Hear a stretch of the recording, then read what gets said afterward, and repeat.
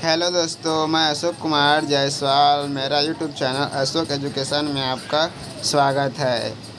तो इस टॉपिक में हम पार्ट्स ऑफ स्पीच के बारे में देखेंगे। ये चैप्टर 1 है। इसमें पार्ट्स ऑफ स्पीच के बारे में विस्तारपूर्वक अध्ययन करेंगे। उसके जो जितने भी पार्ट्स हैं उसके बारे में विस्तारपूर्वक अध्ययन करेंगे या स्टडी करेंगे। सबसे पहले पार्ट्स ऑफ स्पीच क्या होता है इसको जानते हैं। तो word are divided into various part or classes according to function they do each sentence. Each among them is called a parts of speech. The parts of speech are 8 in number. अंग्रेजी में जितने भी शब्द हैं उनको वाक्यों में कार्यों एवं प्रयोग के विचार से 8 भागों में बांटा गया है और इनमें से प्रत्येक भाग को पार्ट्स ऑफ स्पीच कहते हैं। जैसे यहाँ पर दिया है, all the English word are divided into 8 group according to the work they do in a sentence. Each group is called parts of speech. ठीक है, तो 8 टाइप से का होता है। फर्स्ट नाउन, जिसको हिंदी में संज्ञा। सेकेंड प्रोनाउन, सर्वनाम, एडजेक्टिव विशेषण, वर्ब क्रिया विशेषण, एडवर्ब क्रिया विशेषण, प्रीपोजिशन संबंध बोधक व अव्यय, कंजक्शन समुच्चय बोधक अव्यय और इंटरजेक्शन विस्मय आदि बोधक अव्यय। इस प्रकार से total parts of speech 8 types का होता है। पार्ट्स तो सबसे पहले पार्ट्स ऑफ स्पीच का फर्स्ट देखते हैं नाउन। नाउन क्या होता है? तो नाउन क्या होता है इसके बारे में देखते हैं। नाउन किसी भी व्यक्ति या जानवर, स्थान या वस्तु के नाम को हम बोल सकते हैं नाउन क्या होता है? किसी भी व्यक्ति या जानवर है या स्थान के नाम आएगा या वस्तु के नाम आएगा तब उसको हम नाउन कह सकते हैं। जैसे a noun is the name of person, animals, place या थिंग्स। पर्सन के नाम या एनिमल्स के नाम या प्लेस के नाम या थिंग्स के नाम को हम नाउन्स कह सकते हैं। फॉर एग्जांपल के लिए राम एक पर्सन का नाम है, मोहन एक पर्सन का नाम है, सोहन एक पर्सन का नाम है, सीता एक पर्सन का नाम है, गीता एक पर्सन का नाम है, पटना एक प्लेस का नाम है, दिल्ली एक प्लेस का नाम है, कैट एक एनिमल्स का नाम है, डॉग एक एनिमल्स का नाम है। सेम ऐसी टेबल एक थिंग्स का नाम है, ब्रेंच एक थिंग्स का नाम है। मतलब ये सभी क्या है? नाउन्स होते हैं।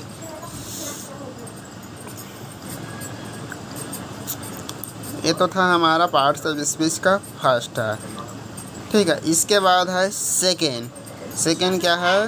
प्रोनाउन, जिसको हिंदी में सर्वनाम कहते हैं। तो प्रोनाउन वह शब्द है जो किसी नाउन के बदले में प्रयुक्त होता है। मतलब नाउन के स्थान पर जिस शब्द का प्रयोग किया जाता है उसे प्रोनाउन कहते हैं। Replacement, noun is a replacement by pronoun. तो a pronoun is a word used in place of a noun. मतलब नाउन के स्थान पर जिस शब्द का प्रयोग किया जाता है उसे प्रोनाउन बोलते हैं। जैसे राम, फॉर एग्जांपल के लिए राम एक नाउन है, तो राम के स्थान पर हम जिस शब्द का या जिस वर्ड का प्रयोग करेंगे वह हो जाएगा प्रोनाउन।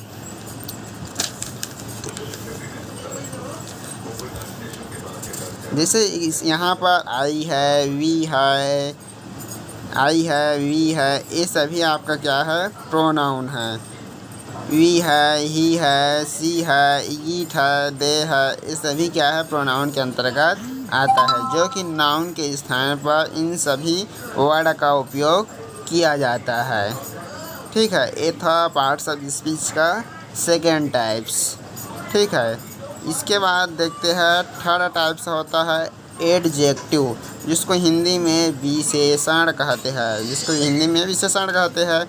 अर्थात एडजेक्टिव वह शब्द होता है जो किसी नाउन का या प्रोनाउन का विशेषता को बतलाता है। मतलब नाउन की जो क्वालिटी क्या है और जो प्रोनाउन की क्वालिटी क्या है उसको बतलाएगा, उसको एडजेक्टिव कहेंगे। जैसे एन एडजेक्टिव क्वालिफाई नाउन या प्रोनाउन है, इसका तो इंग्लिश है ना। जैसे यहाँ पर good, bad, beautiful, healthy, red, white, big, small, tall, fat, etc. ये सभी क्या है, नाउन या प्रोनाउन। इनकी विशेषता है। गुड मतलब अच्छा, बैड मतलब बुरा या खराब होता है, ब्यूटीफुल मतलब बहुत ही अच्छा। ठीक है, ये सभी क्या है, नाउन और जो प्रोनाउन है उनकी विशेषता है। ये तो था पार्ट्स ऑफ स्पीच का थर्ड टाइप।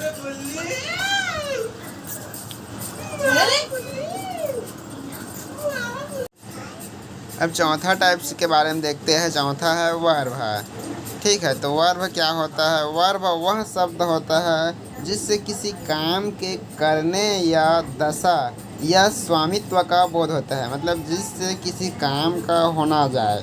ठीक है, मतलब किसी कार्य का होना पाया जाए, उसको हम क्या बोलते हैं? वर्ब या क्रिया बोलते हैं।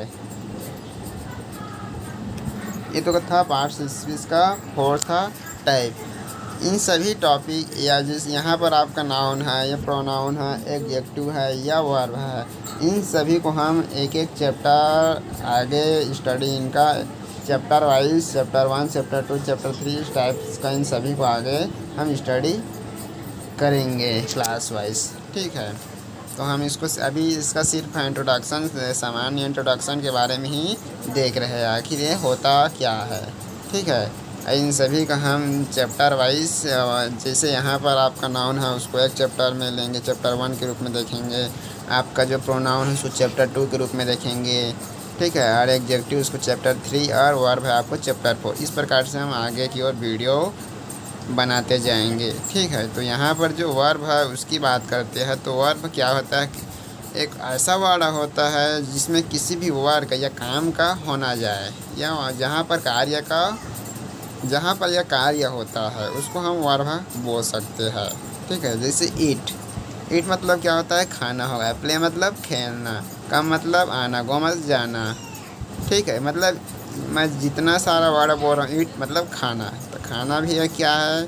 कार्य है, वर्क है। प्ले मतलब खेलना, एक भी यहाँ भी एक वर्क है। कम मतलब जाना, गो मतलब आना भी एक, ये भी क्या है? एक कार्य है या वर्क है। तो इस प्रकार से चौथा फॉर्म होता है पार्ट्स ऑफ स्पीच का। इसके बाद देखते हैं अगला है एडवर्ब, जिसको हम क्रिया विशेषण कहते हैं। एडवर्ब वह शब्द है जो किसी वर्ब या एडजेक्टिव या दूसरे एडवर्ब की विशेषता को बतलाता है, उसको हम एडवर्ब कहते हैं। जैसे इंग्लिश में an adverb qualify a verb an adjective और अनादर एडवर्ब।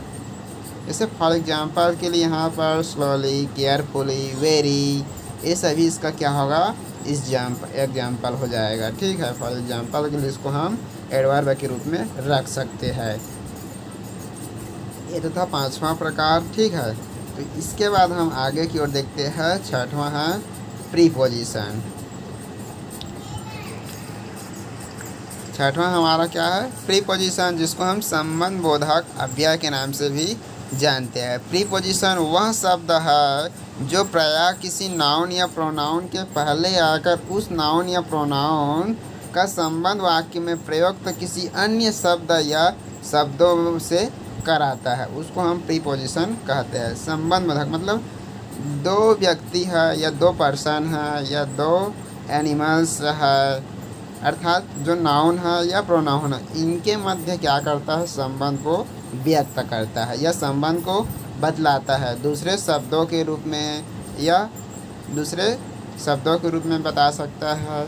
ठीक है, या किसी अन्य माध्यम से भी बता सकता है। ठीक है, इसको हम प्रीपोजिशन कह सकते हैं। प्रीपोजिशन का हिंदी रूपांतरण संबंध बोधक होता है, अर्थात दो शब्दों के मध्य संबंध बतलाएगा, या दो पर्सन के मध्य या दो एनिमल्स के मध्य या दो थिंग्स के मध्य या दो प्लेस के मध्य पर्सन संबंध को बतलाएगा। ये नाउन, या तो हम डायरेक्ट रूप से नाउन या प्रोनाउन के मध्य संबंध को बताने वाले जो शब्द होता है उसको प्रीपोजिशन कह सकते हैं।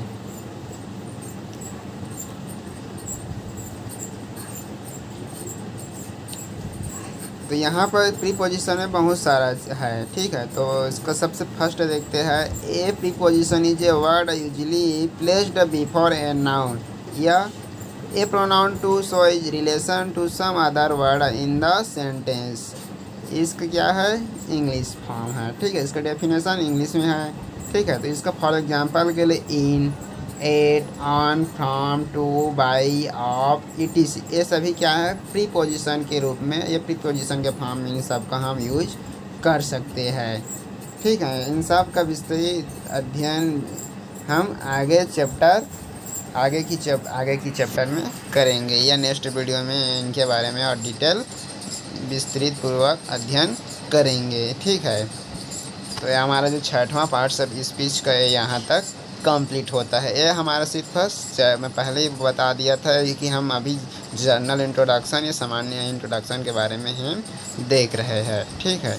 इसके बाद हमारा 7वां नंबर का आता है जिसको बोलते हैं कंजक्शन। ये भी एक पार्ट्स ऑफ स्पीच है जिसको हम हिंदी में समुच्चय बोधक अव्यय के नाम से जानते हैं, ठीक है। कंजक्शन वह शब्द है जो शब्दों या वाक्यों को जोड़ता है। तो किसको जोड़ता है, या तो वर्ड को जोड़ेगा या तो सेंटेंस को ऐड करता है, उसको हम कंजक्शन, नाम से स्पष्ट है, कंजक्शन मतलब जोड़ने वाला, जो शब्दों को जोड़ सकता है या वाक्यों को जोड़ सकता है उसको हम कंजक्शन बोलते हैं। जैसे एंड से जुड़ता है, बट से जुड़ता है, और से जुड़ता है, इन से जुड़ता है ना। जैसे राम एंड श्याम, मतलब यहाँ पर राम और श्याम के मध्य एंड आ गया, तो दो जो शब्द है, ये दो वर्ड है, उसको जोड़ रहा है, ठीक है। तो ये क्या था, कंजक्शन था। इसका भी विस्तारपूर्वक अध्ययन हम नेक्स्ट वीडियो में देखेंगे, ठीक है।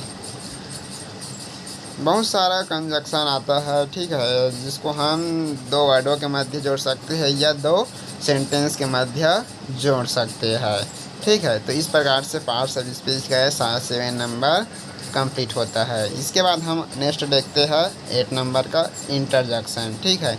इंटरजेक्शन जिसको हम हिंदी में विस्मय आदि बोधक कहते हैं, ठीक है। इंटरजेक्शन का मतलब क्या होता है, ऐसा इंटरजेक्शन एक ऐसा वर्ड होता है जिससे क्या होता है, या तो अत्यधिक मात्रा में खुशी होगा या अत्यधिक रूप से क्या होगा, दुख होगा, या घृणा का भाव उत्पन्न होगा या आश्चर्य हो जाएगा। इन सब को जो व्यक्त करता है उसको इंट्रोडक्शन के रूप में हम प्रयोग कर सकते हैं या एक्सपेरिमेंट कर सकते हैं, ठीक है। जैसे आरस, आह, ओह, हेलो, हुर, etc, इसका क्या हो जाएगा, फॉर एग्जांपल हो जाएगा। मतलब जिस शब्द से हमें क्या हो जाएगा, या तो खुशी व्यक्त होगा या तो दुख व्यक्त होगा या हमें आश्चर्य लगेगा या घृणा का भाव उत्पन्न होगा, उनको हम इंटरजेक्शन के रूप में यूज कर सकते हैं। तो इस प्रकार से हमारा जो पार्ट्स ऑफ स्पीच का क्या था, 8 टाइप्स का था, इतने में हमारा क्या होता है, कंप्लीट होता है।